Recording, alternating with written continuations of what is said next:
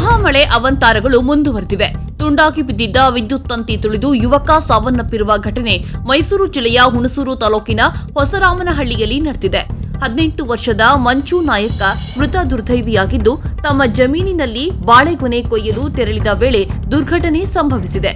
ವಿದ್ಯುತ್ ತಂತಿ ತುಂಡಾಗಿ ಬಿದ್ದು 2 ದಿನ ಕಳೆದರೂ ಇಲಾಖೆ ಸಿಬ್ಬಂದಿ ಮುನ್ನೆಚ್ಚರಿಕೆ ಕ್ರಮ ಕೈಗೊಂಡಿಲ್ಲವೆಂದು ಸ್ಥಳೀಯರು ಆಕ್ರೋಶ ವ್ಯಕ್ತಪಡಿಸಿದ್ದು, ಲೈನ್ಮನ್ ವಸಂತ್ ಎಂಬಾತನ ನಿರ್ಲಕ್ಷ್ಯದಿಂದ ಯುವಕ ಸಾವನ್ನಪ್ಪಿದ್ದಾನೆಂದು ಆರೋಪ ಮಾಡಿದ್ದಾರೆ. ಸ್ಥಳಕ್ಕೆ ವಿದ್ಯುತ್ ಇಲಾಖೆಯ ಎಇ ಜಯರತ್ನ ಭೇಟಿ ನೀಡಿ ಇಲಾಖೆಯಿಂದ ಪರಿಹಾರ ತಲುಪಿಸುವ ಭರವಸೆ ನೀಡಿದ್ದಾರೆ. ಕುಟುಂಬದ ಒಬ್ಬ ವ್ಯಕ್ತಿಗೆ ಇಲಾಖೆಯಲ್ಲಿ ಹೊರಗುತ್ತಿಗೆ ಆಧಾರದ ಮೇಲೆ ಕೆಲಸ ಕೊಡಿಸುವ ಭರವಸೆಯನ್ನ ನೀಡಿದ್ದಾರೆ. ಅಲ್ಲದೆ ನಿರ್ಲಕ್ಷ್ಯತೆಗೆ ಕಾರಣರಾದ ಸಿಬ್ಬಂದಿ ಮೇಲೆ ಕ್ರಮ ಕೈಗೊಳ್ಳೋದಾಗಿ ತಿಳಿಸಿದ್ದಾರೆ. ಆದರೆ ಗ್ರಾಮಸ್ಥರು ಇಲಾಖೆಯಲ್ಲಿ ಕುಟುಂಬದ ಒಬ್ಬರಿಗೆ ಶಾಶ್ವತ ಕೆಲಸ ಕೊಡಿಸುವಂತೆ ಒತ್ತಾಯಿಸುತ್ತಿದ್ದಾರೆ.